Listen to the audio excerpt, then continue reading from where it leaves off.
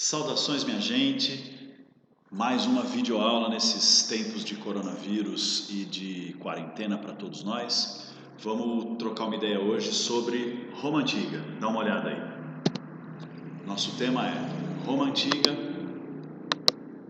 crise da República e ascensão do Império.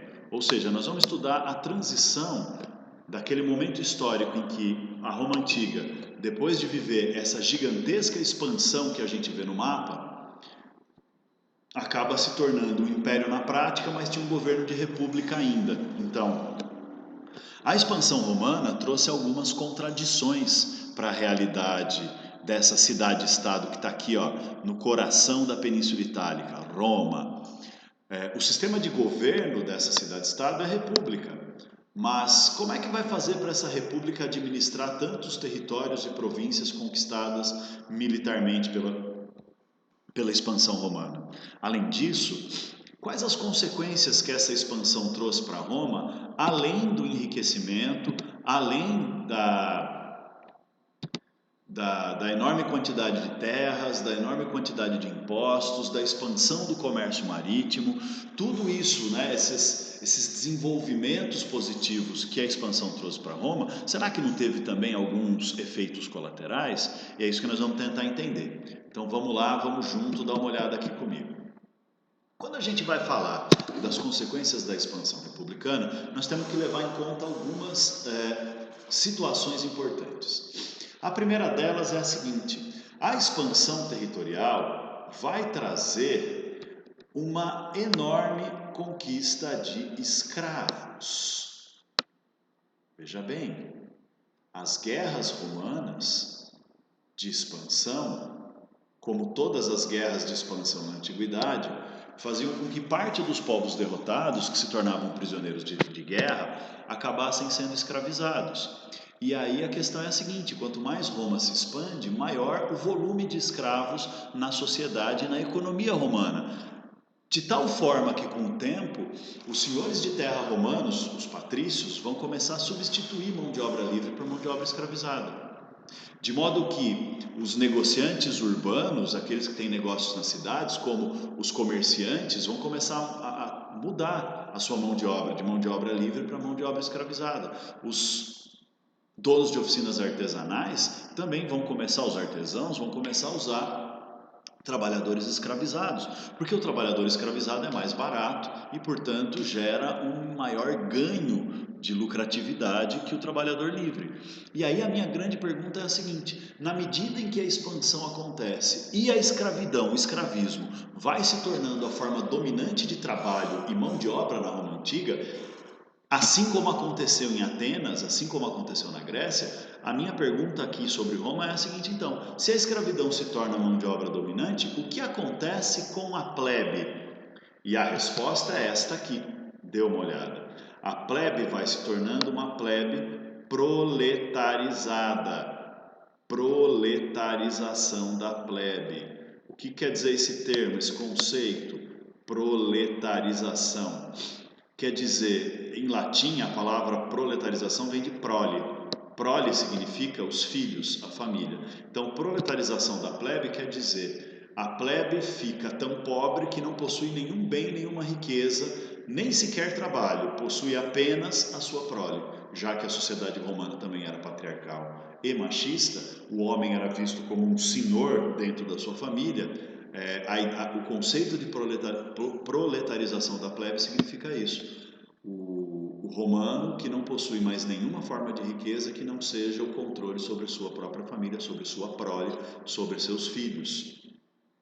E aí então, olha que processo maluco que está acontecendo. A população que era trabalhador rural, a população romana, a plebe romana, que era formada por trabalhadores rurais, perde o trampo no campo. E perde o trampo no campo por quê? Porque vai sendo substituído por escravos. Ao perder o trampo no campo, vai buscar alternativas de sobrevivência onde? Na cidade.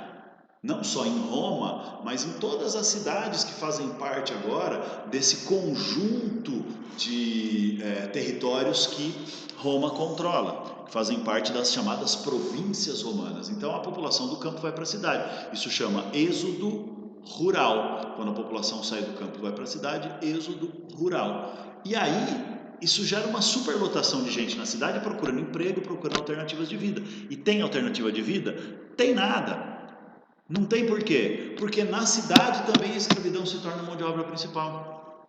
Então há um processo de empobrecimento e precarização da vida da plebe. Sem trampo, sem bens, sem riqueza e sem possibilidade de ter uma vida estável e uma sobrevivência garantida. Então a plebe passa a viver do que na cidade? Passa a viver de fazer pequenos bicos e prestação de serviços e passa a tentar viver de improviso. Então começa a acontecer algumas consequências do tipo de distorções do cenário político, porque se liga nisso. Os patrícios ricos e poderosos, observando esse cenário de proletarização da plebe, percebem o quê? Que a plebe é proletária, a plebe está tomando no cu, a plebe está se ferrando, a plebe não tem trampo, a plebe está descontente, a plebe precisa de meios de uma subsistência mais estável e não tem. Então o que muita gente rica começa a fazer?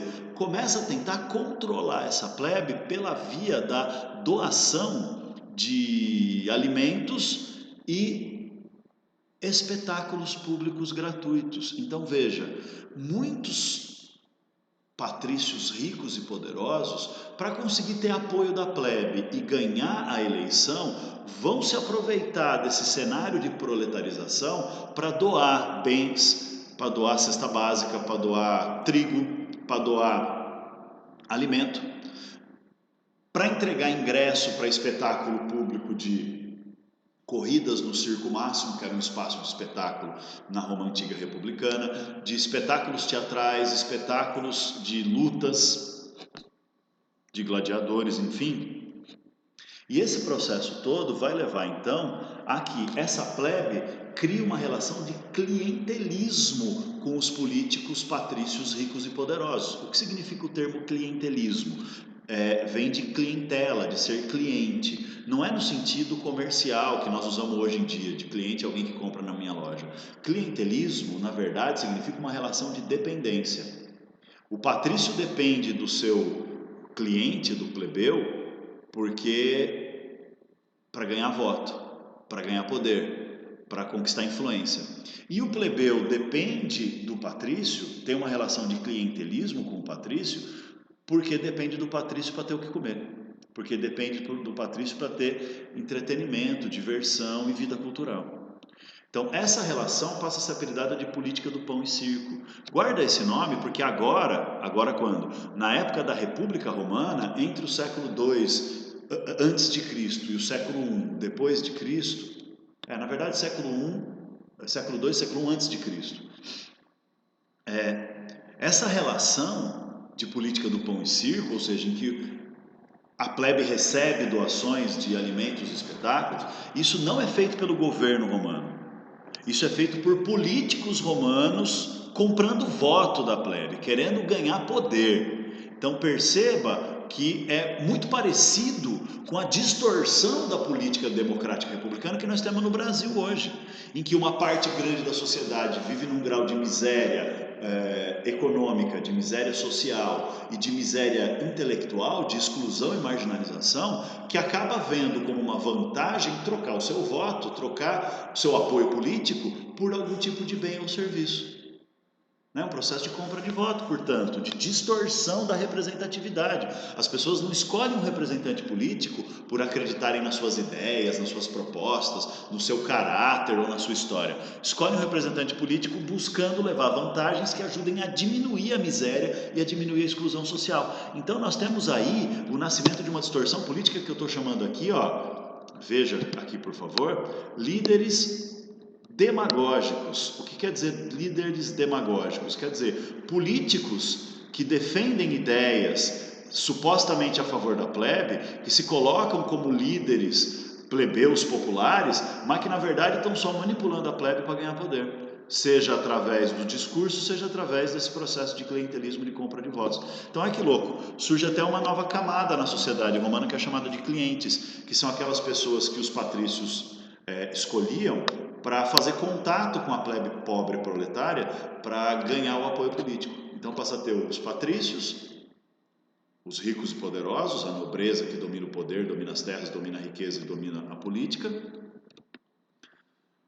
Os clientes, que são a camada intermediária que faz uma espécie de ligação entre a plebe e os políticos, são os clientes que passam a fazer essa coisa de conquistar o apoio da plebe para aquele determinado político plebeu, e a plebe em si, né, que são os pobres, que são os trabalhadores proletarizados, por causa do avanço da escravidão. Então, o escravismo passa a ser uma característica fundamental de Roma por causa da expansão. Mas não é só o escravismo. Veja bem, as mudanças não param aí. É uma avalanche de mudanças nessa fase do século II, século I a.C., que estão transformando a República e começando a formar as estruturas do que mais tarde vai ser o Império Romano. Então lembra, a política do pão e circo no momento da crise da República é feita pelos políticos, particularmente, para tentar ganhar voto e apoio político. Mas guarda esse termo, política do pão e circo, que ele vai aparecer de novo na época do Império com outro significado. Guarda o conceito, política do pão e circo. Outras mudanças, como eu disse, vão acontecer. Uma dessas mudanças é o que eu estou chamando aqui de latifundarização da terra, ou seja, a formação de grandes, enormes, gigantescos latifúndios. O que quer dizer a palavra latifúndio em latim? Quer dizer grande extensão de terra. O termo lati é grande em latim e o termo fúndio é terra. Então, latifundiário é aquele senhor de terras gigantescas. Isso também é proporcionado pela expansão militar territorial da Roma Antiga. Por quê? Porque como os guerreiros que iam para a guerra, iam lutar por Roma, eram cidadãos de Roma, lembra disso? Eram cidadãos que, para ter direito de participação política, tinham obrigação de servir ao exército. Durante o tempo em que os cidadãos que não eram grandes fazendeiros, não eram patrícios ricos e poderosos, os pequenos proprietários de terra, a chamada camada média da sociedade romana, durante o tempo em que essa galera estava na guerra, 1, 2, 3 anos de serviço militar, quem estava cuidando da terra para eles? Os patrícios tinham escravos, os patrícios tinham administradores, né? Opa, chutei aqui a minha mesa. Tinha administradores, que eram os clientes. Os patrícios tinham muita condição de fazer sua terra continuar produzindo e o lucro continuar se expandindo. Agora, e os pequenos e médios proprietários? Quem cuida da terra deles? A esposa, os filhos menores de idade. Então, isso não pela incapacidade das mulheres e das crianças, mas por conta da sociedade romana ser uma sociedade patriarcal e machista, em que as mulheres não têm o mesmo direito que os homens, em que não há preparação das mulheres para viverem a vida pública, acaba levando a uma decadência e a um endividamento dessas famílias. E aí, quando os homens voltam da guerra, o que é que eles encontram? Encontram as terras completamente improdutivas, encontram a família completamente endividada e não conseguem pagar essas dívidas. E aí, para pagar as dívidas, fazem o quê? Acabam tendo que entregar as terras como pagamento, o que leva a que cada vez menos gente tenha cada vez mais terra concentrada nas suas mãos. Isso é o processo de latifundarização da terra, junto com o fato de que nas províncias, a maior parte das terras que são conquistadas por Roma vão ser dominadas pelo Estado romano, pelo governo, e depois vão ser distribuídas para quem? Para quem tem poder e influência política. Então, quem vai receber terra nas províncias? Também não são os pobres da plebe proletária, também não são as vítimas da perda de terras pelo processo de latifundarização em Roma. Quem vai receber terra são os generais do exército e as pessoas de famílias importantes que têm influência política, ou seja, os patrícios. Então quem tem terra fica com cada vez mais terra, e quem não tem terra continua sem nada, sem emprego por causa do escravismo, e quem tinha um pouco de terra perde o pouco que tinha. Esse é um processo então de ampliação brutal da desigualdade social, de êxodo rural cada vez maior, de concentração de gente na cidade que não tem muita alternativa. Repito, ou vai viver de fazer bico quer dizer trabalho improvisado, trabalho precário, ou vai viver de pão e circo, de doações e troca de favores de apoio político com essa camada patrícia poderosa, ou a terceira opção, e aí é que é muito louco, a terceira opção é a guerra. Porque no serviço militar, o cidadão romano não recebe salário, nessa época não. Os guerreiros do exército romano não são profissionais, são cidadãos. Eles lutam em nome de Roma. Mas na guerra, eles têm alguma chance de participar de uma pilhagem ou de um saque e juntar alguns bens materiais, algumas joias e moedas e dinheiro, sei lá o que, ou conseguem ter condições de negociar escravos conquistados nas batalhas. Então, a chance dessa plebe proletária melhorar um pouquinho de vida era ou dentro do exército, era ir para o exército, ir para a guerra, ou subindo de posição dentro da hierarquia, virar um oficial militar pela sua competência na guerra, e aí conseguir ter influência para ter terra e ter escravo, ou ter a sorte de conseguir participar de uma pilhagem, de um saque e juntar alguma forma de riqueza. Então nós temos em Roma uma sociedade que é bastante desigual a partir desse momento por causa da perda de terras pelos pequenos e médios proprietários, pelo processo de latifundarização da terra, pelo escravismo que gera um êxodo rural cada vez maior e pela proletarização da plebe. O resultado disso é que vão surgindo líderes demagógicos que distorcem a república, distorcem a democracia, usando o controle sobre o voto da plebe para conquistar poder pessoal e gerar uma desigualdade social, econômica e política cada vez maior, ou seja, cada vez menos gente controlando a sociedade, controlando a riqueza e controlando o poder. Manos, vocês estão vendo? Vocês estão vendo o que está rolando? Vai dar merda, cara. Vai dar uma merda muito grande. Qual é a merda que vai dar? Além dessas que eu já apontei. Mais cedo ou mais tarde, os generais do exército vão perceber que eles têm uma enorme capacidade de dominar a porra toda. Porque pensa comigo, olha o mapa aqui, por favor. Opa, esse não é o mapa. Aqui, olha o mapa. Se Roma está virando um território tão gigantesco como esse, até o fim da República, né? São várias províncias, a Espanha, a Gália, a própria Itália é uma província, a Macedônia, a Grécia, a Ásia Menor, a Síria, o Egito vai ser província, enfim, inúmeras províncias aqui sob controle sob o governo romano. Você acha que é o Senado romano que consegue governar isso tudo? Porque lembra, o Senado era o órgão máximo de poder e governo dentro da estrutura de funcionamento político da cidade-estado de Roma. Só que agora essa cidade-estado, que tem um sistema republicano, meio democrático, né? Democracia representativa como a gente já analisou, para governar a cidade tem que governar essas terras fora, né? Esse império conquistado pela guerra. Lembra? Império é o poder militar. Então, quando a gente fala de império, nós estamos falando de uma extensão gigantesca de terra controlada por alguém pela expansão da força militar. E a pergunta é, quem que vai governar? O Senado vai nomear governantes, que são os procônsules, ou seja, os cônsules da província. O Senado nomeia um procônsul para cada província. O Senado nomeia pessoas da estrutura administrativa do Estado romano, da República Romana, nomeia pessoas para serem funcionários nas províncias, funcionários do Estado romano. Mas quem realmente mantém o negócio funcionando são os generais do exército, porque quem impede que os povos conquistados se revoltem são os generais. Quem impede que haja instabilidade social são os generais. Quem garante as conquistas militares que ampliam o território, ampliam o poder, distribuem terra para os ricos ficarem ainda mais ricos, conquistam escravos para os pobres se fuderem ainda mais, os ricos ficarem ainda mais poderosos socialmente. São os militares que fazem isso. Então, não vai demorar muito tempo para os militares perceberem o quê? Que eles podem governar a porra toda. E é por isso que, olha só o que eu digo no último tópico desse slide.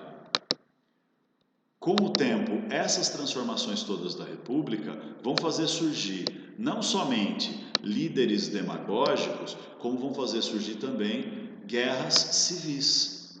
Ou seja, o que é guerra civil? Uma guerra interna naquela sociedade em que os generais vão passar a lutar para conquistar o poder e governar Roma, acabar com a República e criar tiranias. Só que o nome romano para tirania, isso aqui é um nome grego, o nome romano para tirania, que é o governo de uma pessoa só, tomando o poder e dominando todo o Estado, é ditadura. Então vão começar a se formar ditaduras militares em Roma, vamos entender como é que isso acontece. Então vamos lá. Num primeiro momento, os generais ainda não tinham despertado para a luta do poder político. Então, começa a ter uma disputa entre os políticos que são líderes populares verdadeiros e os políticos que são líderes populares demagógicos que ganham o apoio do povo com aquele sistema do pão e circo. Entre os líderes populares, realmente populares, nós temos dois que a gente precisa trocar uma ideia sobre esses caras, que são os irmãos Graco, Tibério e Caio Graco. Os dois propuseram, com alguns anos de distância entre um e outro, Tibério era mais velho, Caio era mais novo, mas os dois propuseram a mesma ideia básica, que era a seguinte: a maneira de solucionar os problemas de Roma era propor uma mudança nas leis e na estrutura da sociedade e da economia através de uma reforma agrária. O que significa reforma agrária, minha gente? Reforma agrária significa redistribuição de terras, ou seja, dividir as terras que eram latifúndios e distribuir para os pobres. O argumento dos Graco é famoso, inclusive, tem um discurso do Tibério ou do Caio, nunca lembro, mas enfim, de um deles, tem um discurso de um deles no Senado, porque eles eram líderes populares, eles foram eleitos para ser tribunos da plebe, para defender os interesses da plebe no Senado. E aí um deles faz um discurso muito famoso que diz assim: a plebe é responsável pelas conquistas romanas, a plebe vai, luta pela pátria, expande Roma e faz a grandeza de Roma. Mas quando volta para casa, essa plebe não tem sequer um pedaço de terra onde enterrar seus ancestrais. Ou seja, não tem nada, a plebe é proletária. E aí os Graco dizem isso é um absurdo. A plebe que luta mata e morre pela expansão, pela grandeza de Roma, e a plebe não recebe nenhuma vantagem com essa expansão. Então, o que os Graco defendem? A retomada de uma lei romana mais antiga que impunha limite para o tamanho das terras. Dentro da Itália, um limite pequeno, fora da Itália, nas províncias, um limite um pouco maior, mas também pequeno. E todas as terras que estivessem na mão de uma pessoa só, que fossem além desse limite, deviam ser tiradas das mãos dessa pessoa, dessas famílias, de patrícios latifundiários, pelo governo, pelo Estado romano, e ser redistribuídas para a plebe proletária. Porque assim o que os Graco pensavam? Se a plebe proletária receber terra, ela deixa de ser proletária. Então ela não vai mais precisar vender o seu voto para sobreviver, o que vai melhorar as condições da democracia, da república, do governo, vai tornar o negócio um pouco mais justo e menos corrupto. Não vai ter venda de voto e as pessoas vão poder votar e eleger representantes de acordo com as ideias que elas defendem. Segundo, com a distribuição de terras pela reforma agrária, a plebe teria acesso a trabalho e a subsistência, a sobrevivência, porque ia poder plantar na sua terra e não ia precisar mais viver só para a guerra ou viver só para o pão e circo. Então ia haver uma diminuição da desigualdade social, uma melhoria das condições de vida e, portanto, poderia resolver o problema que a expansão tinha gerado. Deu certo? Claro que não. Por que não deu certo? Porque os dois irmãos Graco, Caio e Tibério, vão ser assassinados por o Tibério por uma conspiração comandada pelo Senado e o Caio Graco vai ser assassinado durante uma revolta que ele estava liderando, defendendo a reforma agrária. Então, nesse cenário, esses líderes populares, como os irmãos Graco, que realmente propunham mudanças profundas na estrutura de poder e de funcionamento da sociedade e também melhorias no sistema político para democratizar a república, esses caras vão ser perseguidos, vão ser eliminados. O que vai sobrar? Vai sobrar os generais brigando pelo poder, né? Depois dos irmãos Graco, vão ter dois generais que vão brigar pelo poder, vão disputar e vão virar ditadores. Um maluco chamado Mário, conhece o Mário? E um outro maluco chamado Sila. Eu não vou descrever a disputa de poder entre Mário e Sila, que eles disputaram o poder por muito tempo, mas eu vou aproveitar esses dois caras para dizer o seguinte: o Mário é um general de origem plebeia que se tornou poderoso, rico e importante por subir na carreira militar. Ele começa de baixo, como um centurião normal, e vai subindo até se tornar general do exército romano. Ele era muito competente politicamente e militarmente. E ele inventa um negócio que vai mudar a história de Roma e da porra do mundo inteiro para sempre, que é a profissionalização do exército. O Mário percebe que a grande ferramenta para ele conseguir tomar o poder, para ele conseguir concentrar poder na sua mão e virar ditador, a grande ferramenta é a sua capacidade de ter um exército eficiente e fiel a ele. Então o que ele faz? Ele começa a não deixar os guerreiros que ele comandava saírem do serviço militar. Então o exército do mar era o que durava mais tempo. Só que para manter esses soldados motivados, esses guerreiros motivados, ele transforma esses guerreiros em soldados. O que é o soldado? O soldado é um militar que recebe soldo. O que é o soldo? O soldo é salário. Então se o militar recebe soldo, ele já não é mais um guerreiro voluntário, cidadão, etc. Ele é um profissional da guerra. E aí Mário, pagando soldo para os seus guerreiros, ele consegue ganhar um apoio muito maior desses guerreiros e ter uma força militar muito mais profissionalizada, eficiente e competente. Então Mário profissionaliza o seu exército. Depois dele, todos os generais vão ter que fazer isso. E ele pagava do bolso dele no começo, porque era uma estratégia de poder. Claro que mais tarde o Estado romano, o sistema de governo romano vai perceber que deixar os generais pagarem do próprio bolso o soldo dos guerreiros é uma cagada, porque a fidelidade fica com os generais e não com a República Romana. E aí então depois, mais tarde, o governo romano vai passar a pagar soldo também. Mas percebe a jogada? Profissionalização do exército como ferramenta de poder. É por isso que vão surgir ditaduras militares. Depois desses dois aí, o Mário e o Sila, que eu não vou escrever, a gente entra numa fase em que vários generais vão querer tomar o poder. Chega um momento em que esses generais estão com um sangue nos olhos tão grande que eles vão disputar o poder de uma maneira tão absurda que vai se formar o chamado primeiro triunvirato em Roma. Triunvirato é quando três generais diferentes concordam em dividir o poder, porque nenhum deles consegue controlar o poder sozinho. Tri é três. Triunvirato, 3 generais comandando o governo de Roma. Então veja, o Senado, as assembleias republicanas continuam existindo, mas não mandam mais porra nenhuma, porque os generais do exército estão tomando poder. E aí o que acontece? Esses 3 generais eram esses 3 caras aqui, ó: Crasso, Pompeu e Júlio.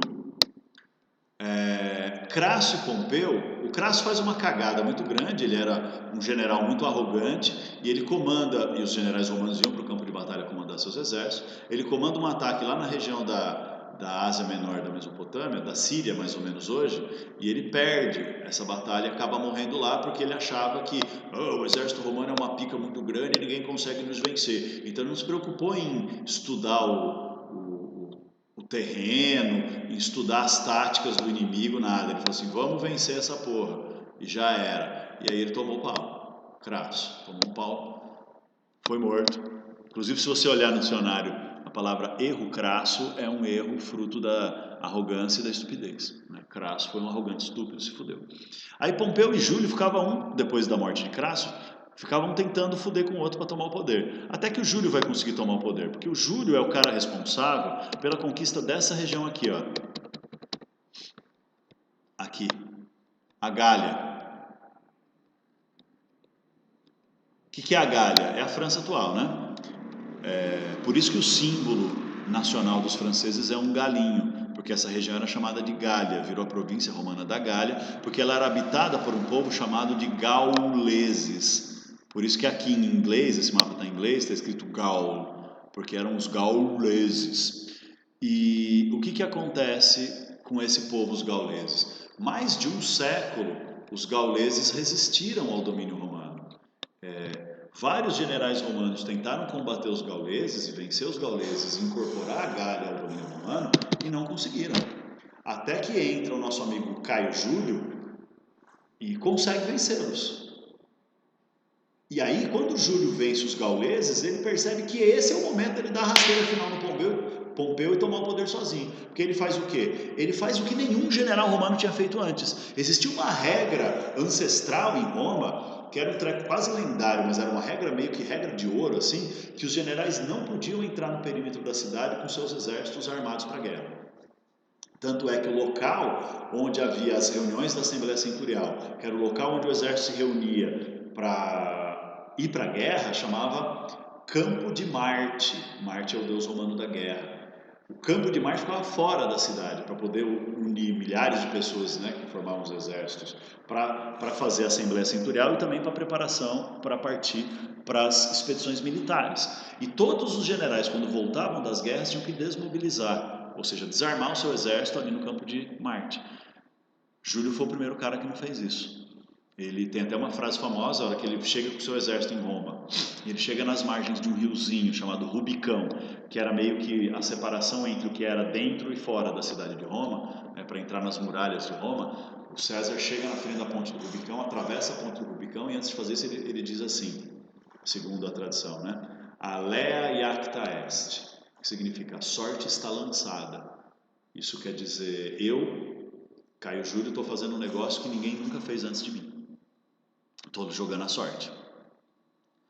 Ele usou esse exército como uma espécie de invasão a Roma, que ele disse que não era uma invasão a Roma, que era só uma demonstração de força e de poder, que ele queria mostrar para o Senado como é que ele venceu os gauleses. E aí lá na reunião do Senado, o que ele exigiu? Ele exigiu que o Senado entregasse a ele um poder especial chamado de ditadura. Lembra que eu falei sobre isso? Espera, que mais tarde eu vou explicar o que era a ditadura em Roma. Agora chegou a hora de explicar o que é a ditadura em Roma. Porque em 52 a.C., nosso amigo Caio Júlio se torna ditador em Roma e obriga o Senado a mudar o nome dele. Presta atenção, parênteses. Na Roma Antiga, o costume era o seguinte: todo cidadão romano tinha 3 nomes. O nome próprio, tipo eu sou Osmar, o nome familiar, sobrenome, a gente chama de tipo eu sou Fick, da família Fick, então eu sou Osmar, da família Fick. E um terceiro nome, que era um designativo para especificar aquela pessoa. Então, por exemplo, meu pai também chama Osmar, então eu sou Osmar Fick Júnior, para diferenciar do Osmar Fick Sênior, que é o meu pai. Então, em Roma, isso era feito assim. Eram 3 nomes. O terceiro era tipo de um apelido para designar quem você era.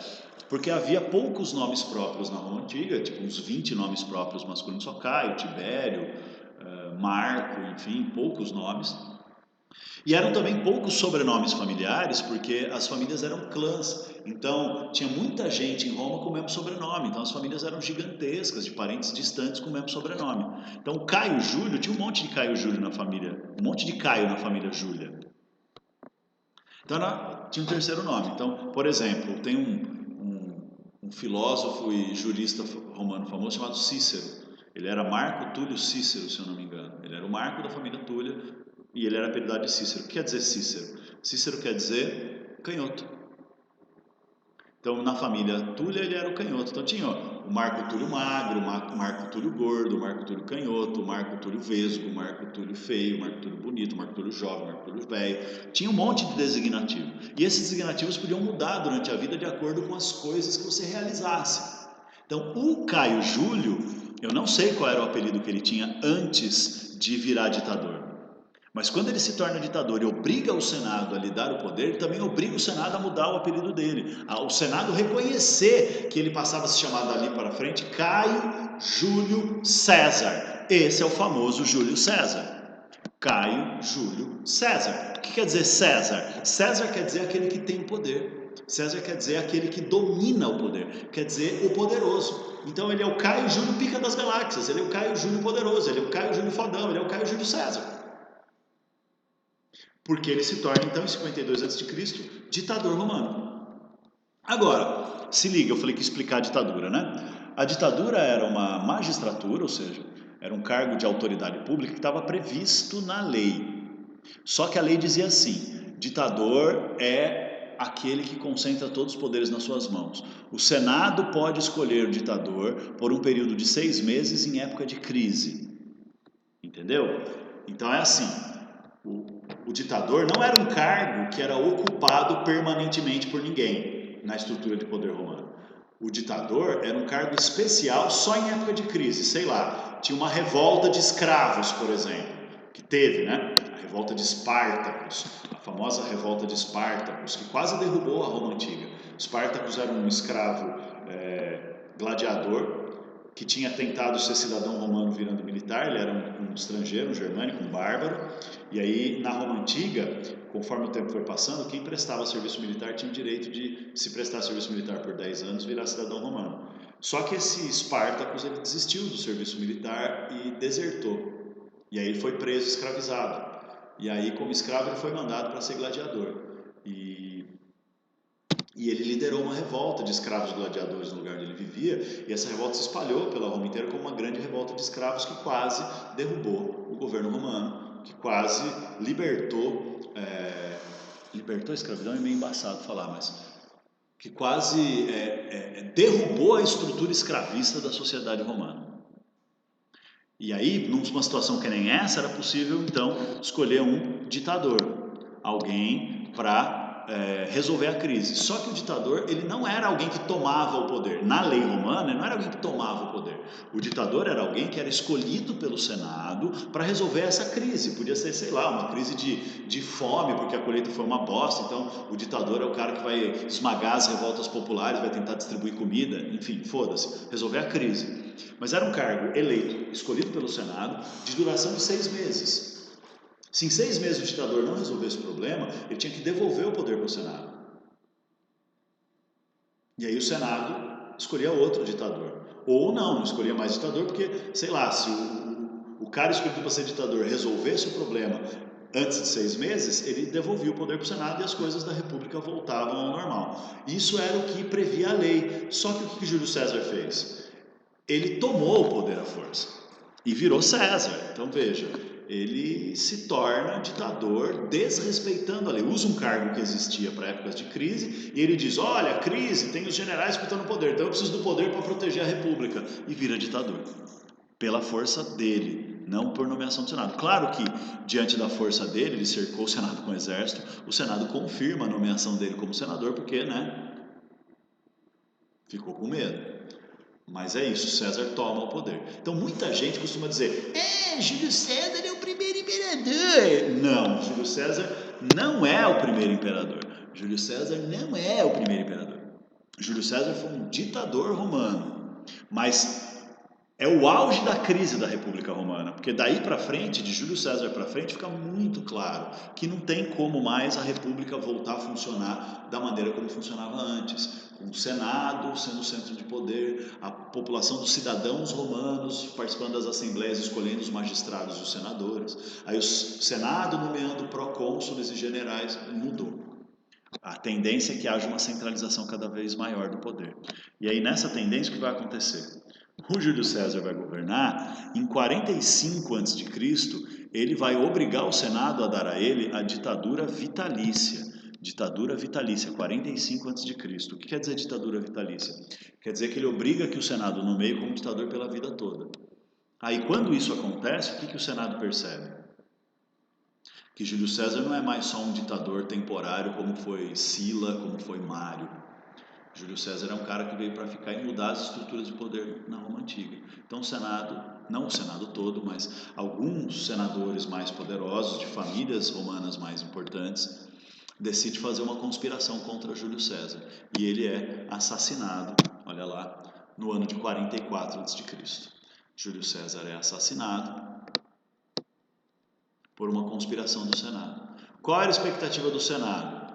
Dar uma demonstração de poder, Olha, se nós senadores somos poderosos e politicamente fortes para assassinar Júlio César, que é o cara mais poderoso e pica que já existiu em Roma até hoje, é meio que uma mensagem para os generais do tipo, não tentem se tornar ditadores porque esse é seu destino também. Se nós matamos César, nós matamos qualquer um.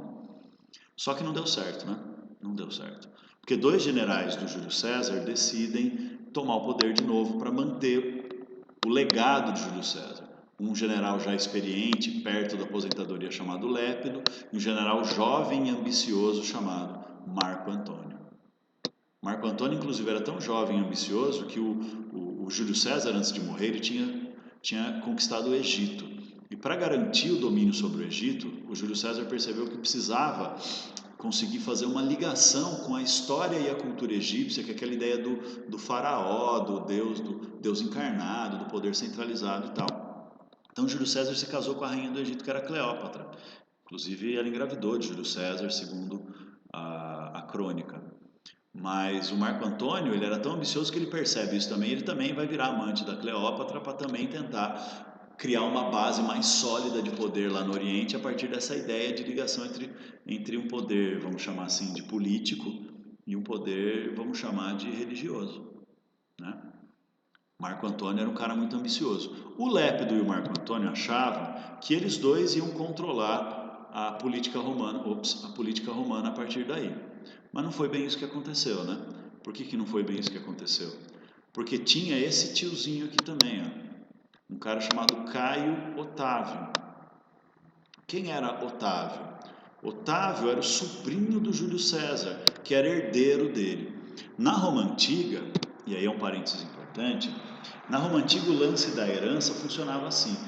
Não é que nem para nós hoje em dia, que a herança é dividida entre os descendentes da pessoa que faleceu. Na Roma Antiga a herança era decidida como seria administrada por quem era o dono da herança antes de morrer. Então, as pessoas poderosas costumam fazer testamentos para dizer, olha, meus bens, minhas riquezas, meus poderes, meus títulos e meus cargos passam para fulano. O Júlio César tinha feito isso. Ele tinha passado a sua herança dos bens, bens, quer dizer, bens materiais, terra, riqueza, fortuna, cargos e poderes, inclusive de ser general do exército romano, de ser senador, etc., ele tinha, de ser patrício, ele tinha passado para o sobrinho, filho da irmã dele, que era casada com um maluco lá de uma província distante chamado Otávio, então o moleque chamava Caio Otávio alguma coisa, eu não sei qual era o alguma coisa, o terceiro nome desse moleque, que tinha 19 anos quando Júlio César morreu.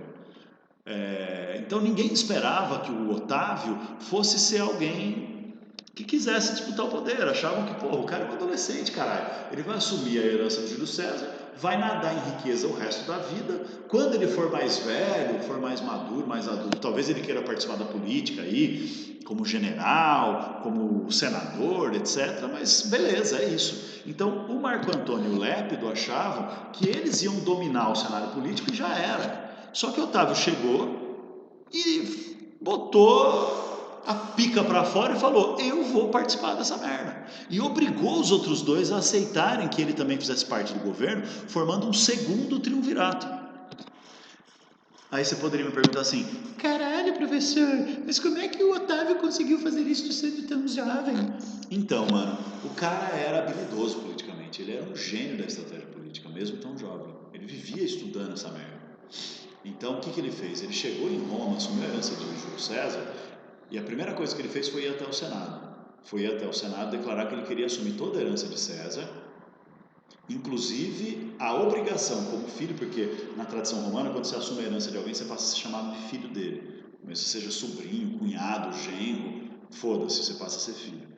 Então o Otávio passa a falar assim, olha, eu vim aqui assumir a herança de meu pai, e a primeira coisa que eu quero fazer como sucessor do meu pai é exigir que os assassinos de meu pai sejam levados à justiça.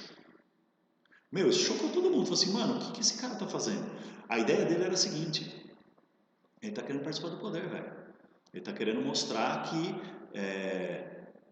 ninguém vai se contrapor aos interesses políticos dele. Então, o que ele está dizendo? Ele está dizendo assim, ó, se o Senado achava que Júlio César não deveria ter o poder, não deveria ser o guardião e protetor de Roma, porque veja, é isso que ele começou a falar, não que Júlio César era um ditador que tomou o poder, mas que ele era alguém que estava salvando a república e defendendo Roma.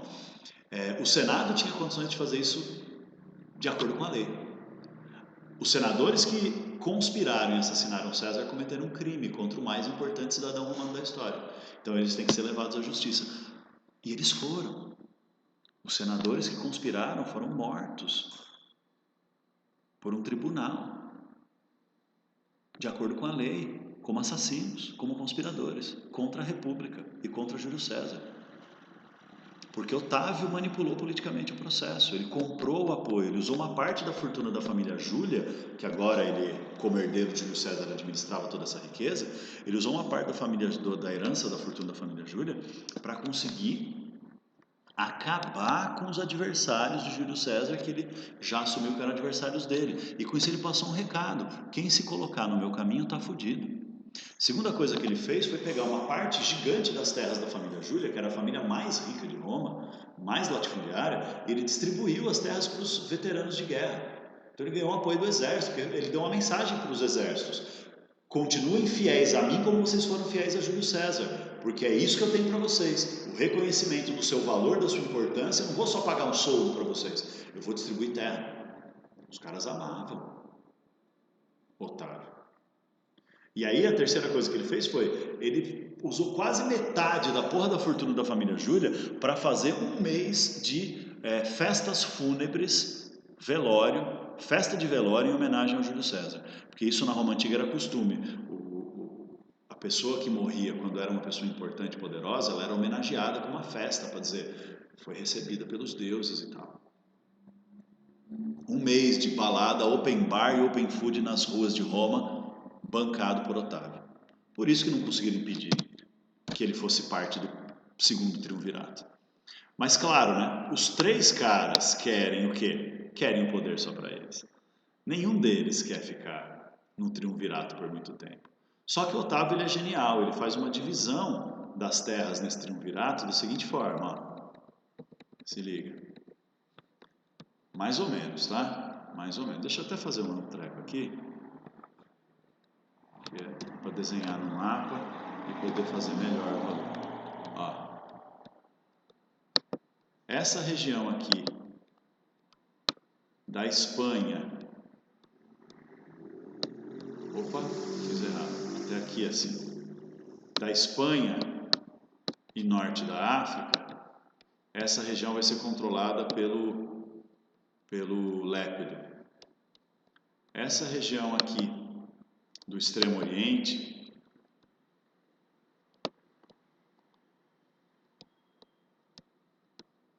vai ser controlada pelo Marco Antônio. Tudo isso aqui.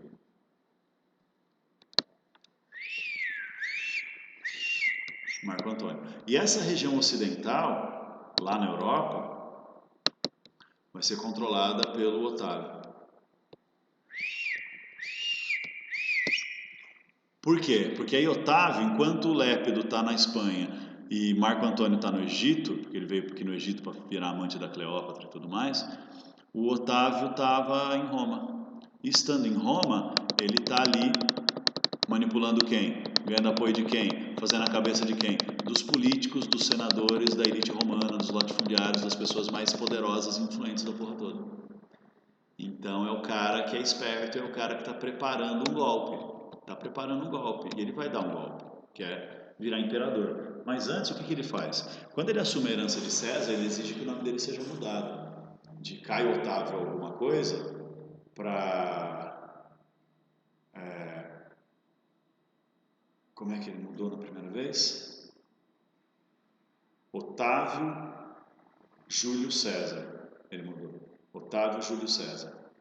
Percebe? Ele pegou o nome dele, o nome familiar dele, que era Otávio, e ele transformou em nome próprio. Ele pegou o sobrenome e o apelido de Júlio César e pegou para ele, Otávio Júlio César, para dizer que ele é o sucessor de Júlio César.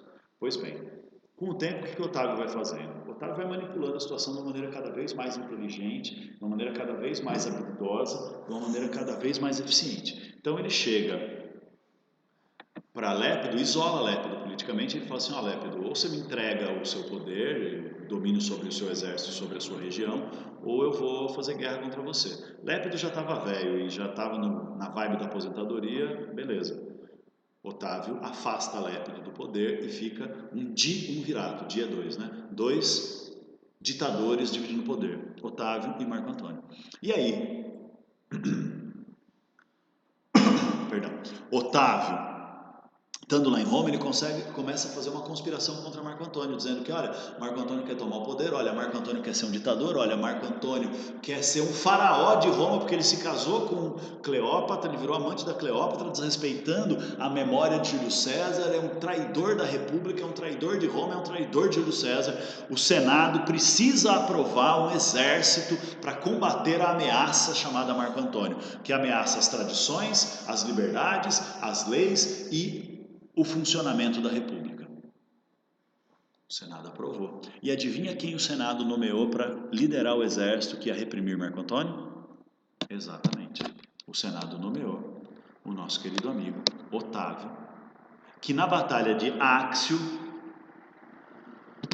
venceu Marco Antônio, aprisionou Marco Antônio e mandou Marco Antônio ser julgado pela justiça, porque ele não vai exercer a vingança. O Otávio está querendo criar uma imagem de que ele é um defensor da lei, da república, da liberdade, da cidadania, das tradições romanas, da religião, da moral, dos bons costumes, da civilização romana. Então ele quer criar essa imagem de que ele é o defensor do cidadão de bem. Nossa, parece alguma coisa que eu estou vendo hoje em dia.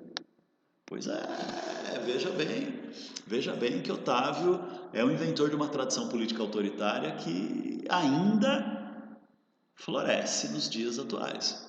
Mas enfim, ele ficou sozinho no poder e aí ele volta para prender o Marco Antônio, punir o Marco Antônio de acordo com a lei e tal. E ele volta para o Senado, porque isso era obrigação de todo general, ele tem que fazer um discurso explicando como é que ele venceu a sua campanha militar, como é que foi e tal. E ele faz um discurso e ele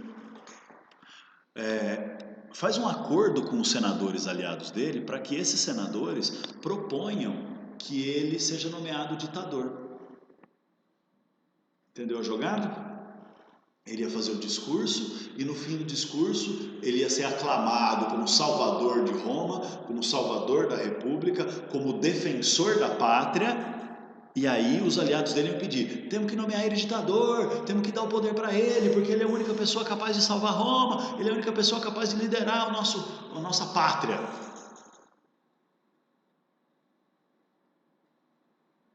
Diferente do Júlio César, que se impôs, Otávio ia fazer com que o oferecimento da ditadura viesse do Senado. Aí o que rolou? Ele foi, fez o discurso, o Senado ofereceu para ele a ditadura e ele recusou. Ele disse, não quero a ditadura. Aí você aí em casa que tá vendo esse thriller político romano fala assim, caralho mano, por que ele falou não? Ele preparou tudo certinho. Porque aí ele faz um novo discurso. Ele diz assim, Senado, vocês não entenderam porra nenhuma. Eu salvei Roma, eu salvei a República, eu salvei as leis e tradições da cidadania e da liberdade do povo romano. Eu sou o guardião da Roma Antiga, desculpa. Eu sou o guardião da República Romana. Se vocês, senadores, me derem a ditadura agora que não tem mais crise, agora que não tem mais ameaça, isso é desrespeitar a lei e as tradições que eu vim para salvar, que eu vim para defender e proteger. Eu não aceito a ditadura. Eu aceito disputar os cargos normais da magistratura. Então, ele disputou 8 vezes durante a carreira política dele, foi 8 vezes cônsul do Senado, foi não sei quantas dezenas de vezes pretor, censor, edil, enfim. Ele foi eleito para tudo quanto é cargo público das magistraturas romanas, um monte de vezes. Ele foi senador a vida inteira, porque ele queria manter a imagem de que ele estava defendendo a república. Mas aí todo mundo ficou perplexo. No final do discurso ele falou assim, se vocês querem que eu seja o salvador e defensor de Roma, eu aceito esse peso, essa carga, esse fardo, esta incumbência. Para isso, eu não preciso de nenhum cargo ilegal, eu não preciso de ditadura, eu não preciso de nada. Eu preciso apenas de 2 poderes. Eu não quero cargo, eu quero o poder para ser o que o Senado quer que eu seja, o salvador de Roma, o defensor de Roma. Ah, Otávio, quais poderes você quer receber? Eu quero o tribunato da plebe vitalício e o imperium vitalício. O que quer dizer tribunato da plebe? Ele é tribuno da plebe vitalício, ele é tribuno da plebe para a vida inteira, ou seja, ele é aquele que fala em nome da defesa dos interesses da plebe. E qual é o poder que tem o tribuno da plebe vitalício? Lembrou? Ele tem o poder de vetar as decisões do Senado. O que quer dizer isso? Qualquer coisa que o Senado decida, se prejudica a plebe, pode ser vetado pelo tribuno da plebe. Então, na prática, Otávio consegue dizer não para o que o Senado quer fazer. E se o Senado não fizer aquilo que ele quer, ele veta. Segundo poder que ele recebeu foi um poder que pertencia aos cônsules, agora passa a pertencer a ele, que é o poder do imperium, só que vitalício. Vitalício é para a vida inteira. O que quer dizer o imperium mesmo? Alguém lembra? Isso, imperium é o poder militar. Então Otávio passa a ser o comandante geral de todo o poder militar romano. Você entendeu o que isso quer dizer? Lembra que eu falei há alguns minutos? Quem de fato comandava Roma era o exército, porque era o exército que conquistava terras nas guerras para manter o crescimento do Império Romano.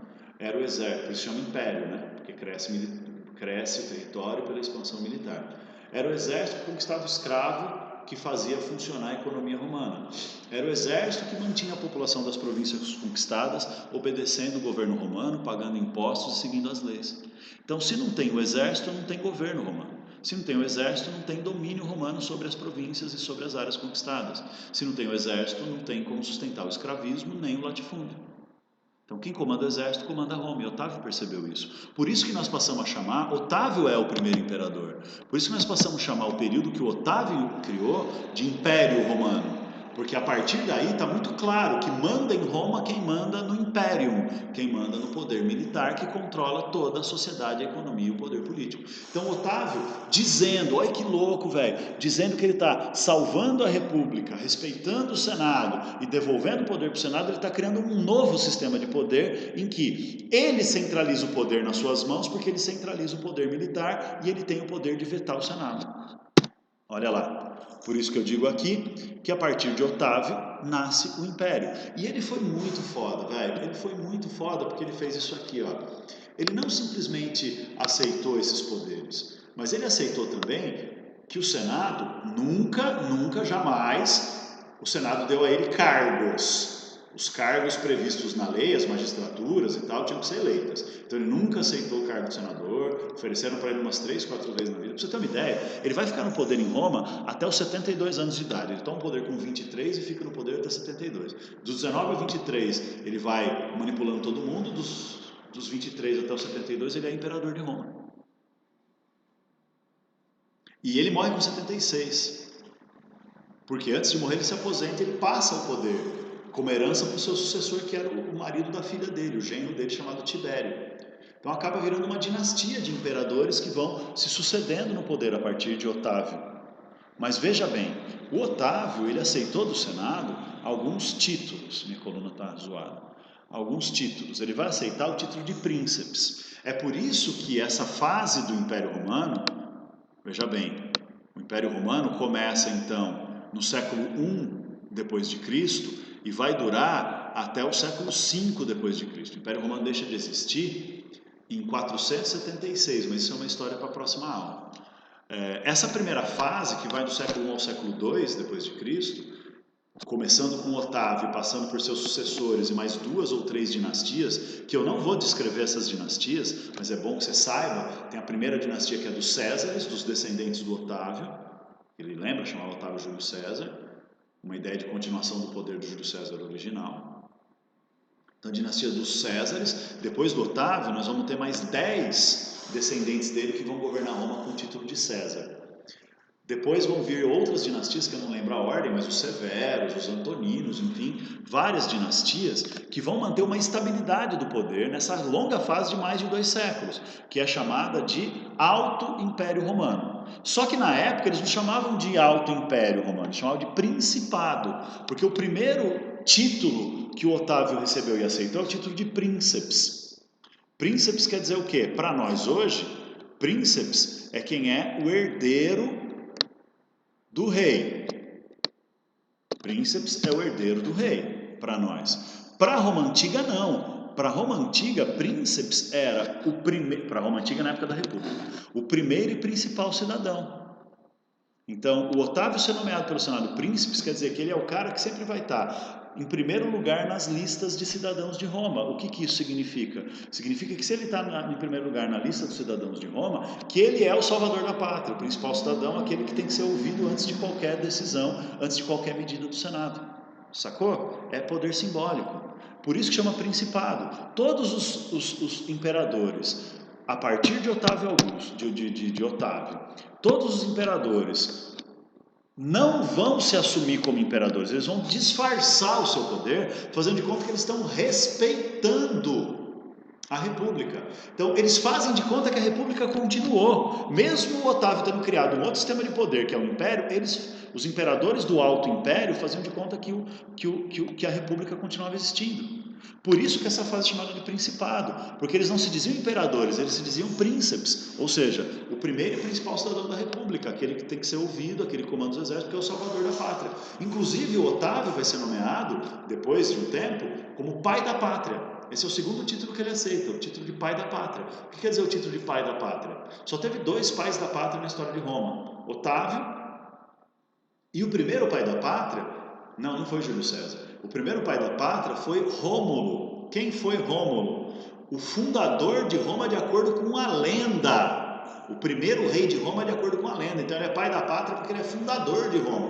Otávio é o segundo pai da pátria. Você entendeu o que isso quer dizer simbolicamente? O Senado está dando para ele o título de pai da pátria dizendo o quê? Você é o recriador, o refundador de Roma. Nós estamos começando uma nova Roma com você. E é mesmo, é o império. Apesar de dizer que é uma continuação da república para disfarçar o poder e fazer a sociedade aceitá-lo como herói, é um novo sistema de poder que é o império. Além disso, ele vai aceitar também o título de pontífice máximo vitalício, ou seja, ele vai aceitar o título de comandante da religião, porque ele queria que todo mundo acreditasse que ele era o guardião das tradições, dos costumes e da moral e da história de Roma. Então ele é o pontífice, aquele que faz a defesa da religião e das tradições. E o último título que ele vai aceitar é o título de Augusto. Então ele vai mudar o nome, de novo, olha só. Quando ele assumiu a herança de Júlio César, ele mudou para Otávio Júlio César. Quando ele virou sozinho no poder, virou imperador, virou príncipes, começou o principado, ele obrigou o Senado a mudar o nome dele de novo.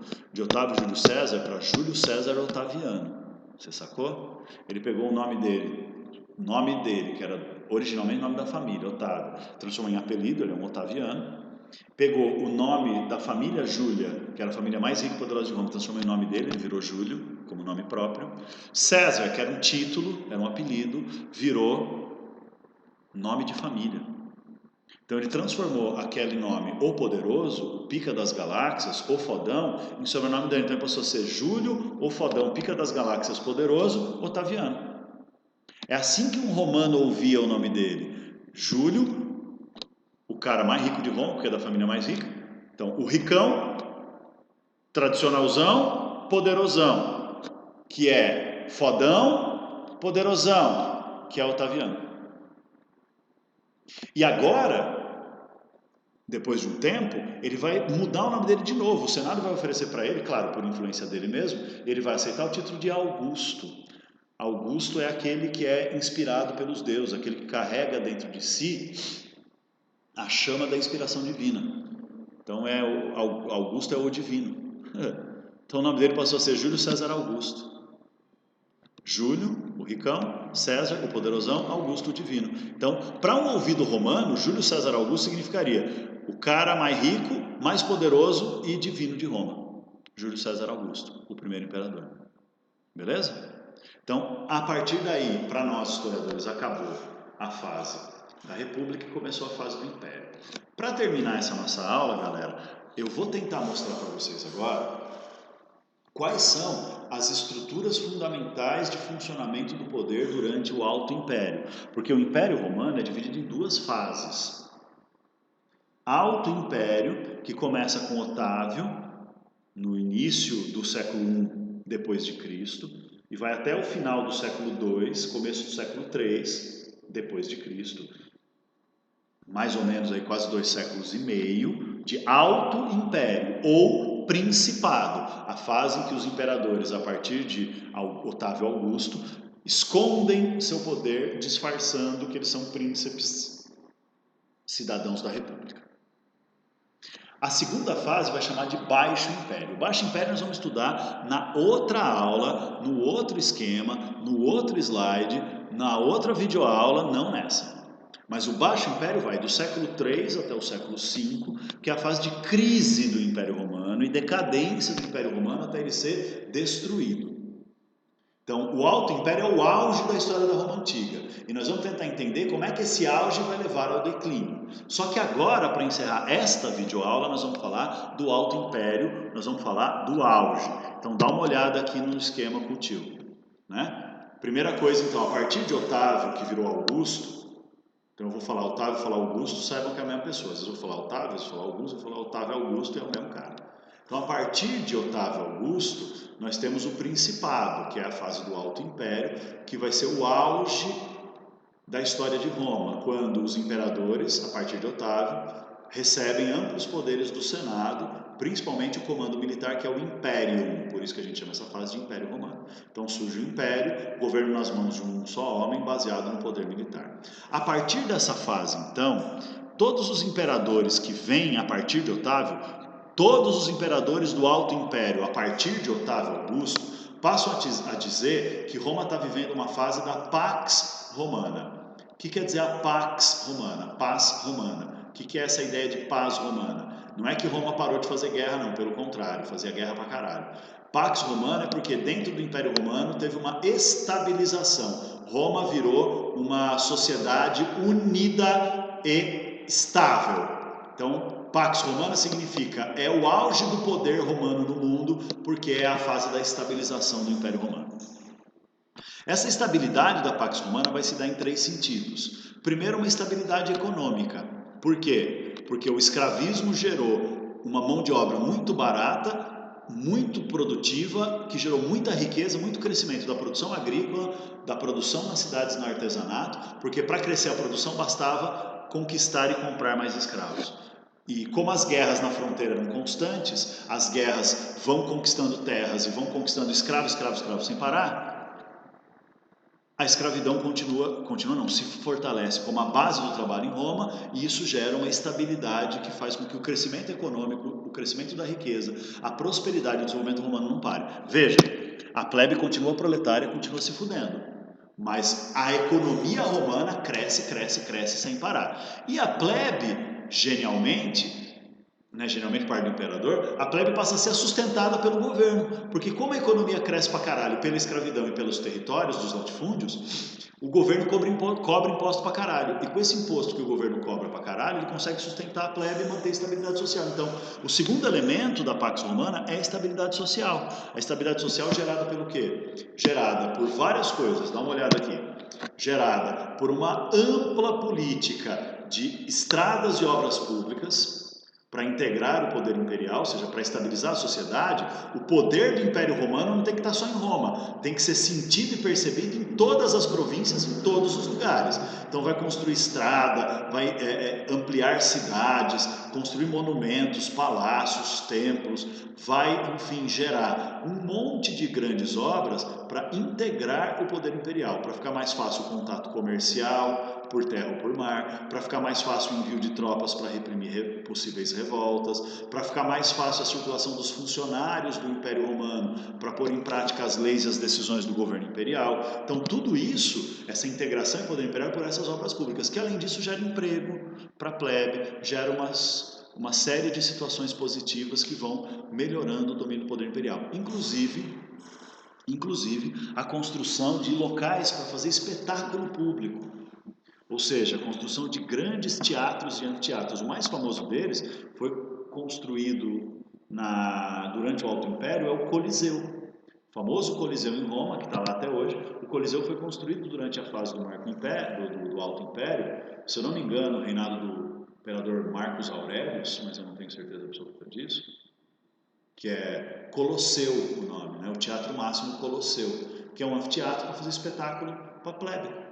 Então, o segundo elemento de estabilização da sociedade, além dessas grandes obras públicas de estradas, de integração, de facilitar a circulação e a imposição do poder do império, é o pão e circo, que antes na República era feita pelos políticos para ganhar voto, agora continua tendo eleição, blá blá, tudo isso, mas agora o Estado Imperial Romano, o governo romano passa a fazer o pão e circo com o dinheiro público.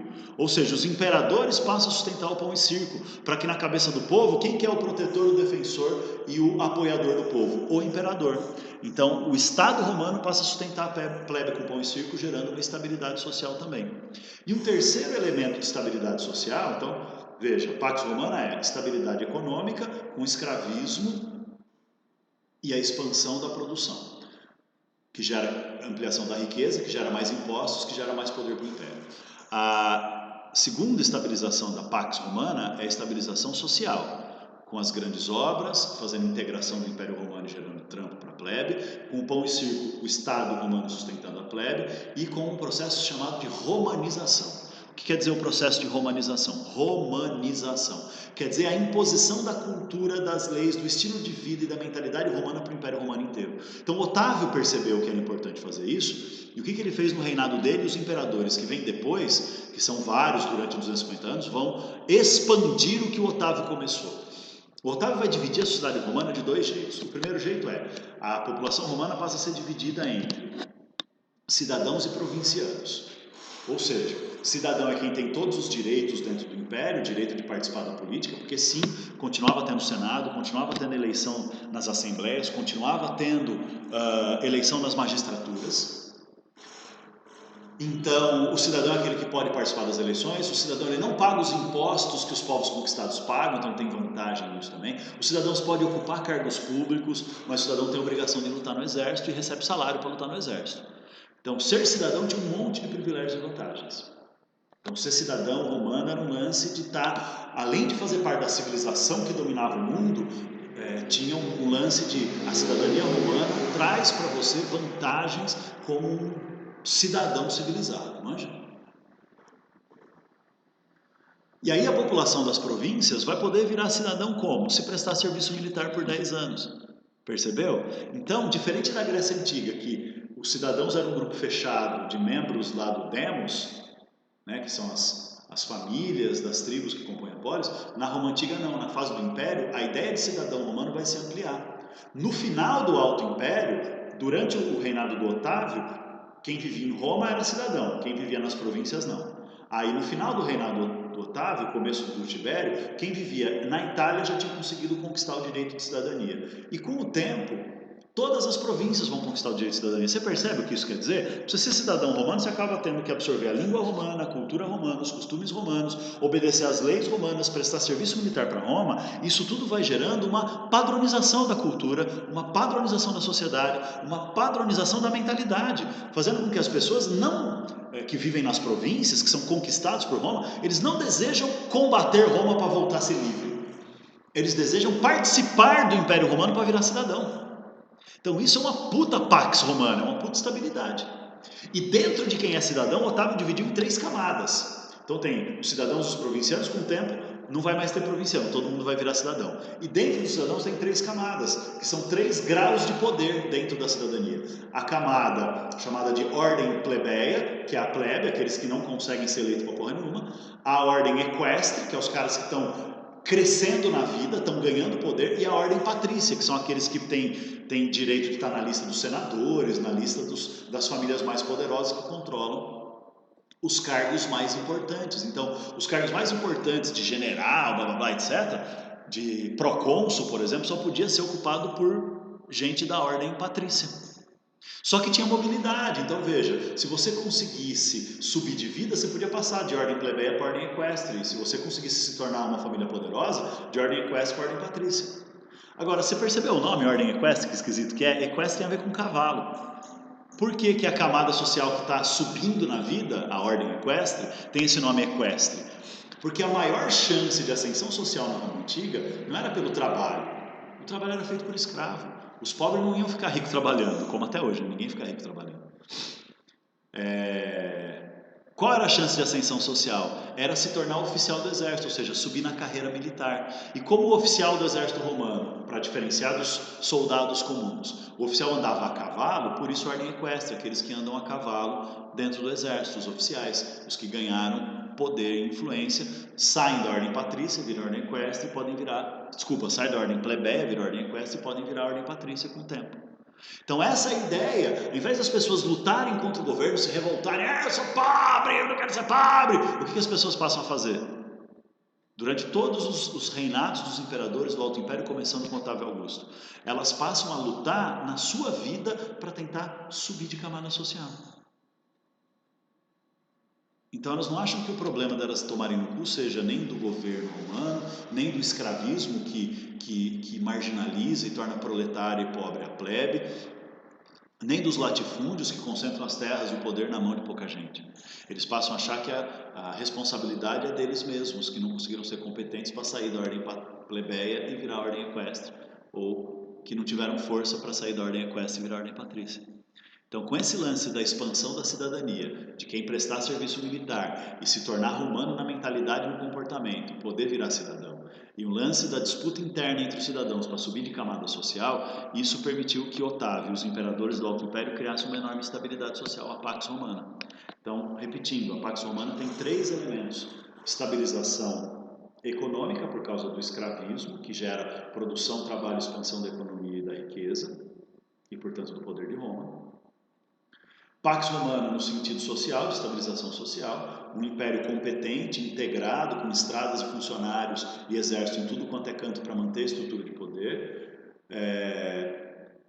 com uma população Pax Romana, porque socialmente estável por causa do pão e circo, que faz com que a plebe seja sustentada pelo governo, e por causa da ampliação do direito de cidadania, que faz as pessoas criarem uma romanização, ou seja, uma aculturação, as pessoas passam a lutar para se tornarem romanos, falar a língua de Roma, seguir as leis de Roma e se sentirem pertencentes à sociedade romana. E o terceiro elemento da Pax Romana, olha aqui, é uma estabilização das fronteiras. Estabilização das fronteiras não quer dizer que parou de ter guerra, continua tendo guerra. Durante o Alto Império ainda teve algumas conquistas, mas o foco não era mais as conquistas. O foco era manter guerras na fronteira para proteger as fronteiras romanas contra as ameaças dos bárbaros. Então é aquela ideia de que os bárbaros são selvagens e não civilizados e de que Roma é a civilização, de que Roma é o centro da civilização e da humanidade. Então, nesse cenário, estabilizar as fronteiras quer dizer garantir segurança interna para o povo romano poder ver uma vida segura, tranquila e estável. E estabilização da fronteira quer dizer manter as guerras na fronteira, não tanto para conquistar terra, mas para continuar tendo vitórias militares que permitam conquistar escravos. Porque a escravidão é a base de tudo isso. Sem o trabalho do escravo, não tem produção de riqueza. Sem produção de riqueza, toda a ideia romana de cidadania, de política, de economia, de estrutura da sociedade desaba.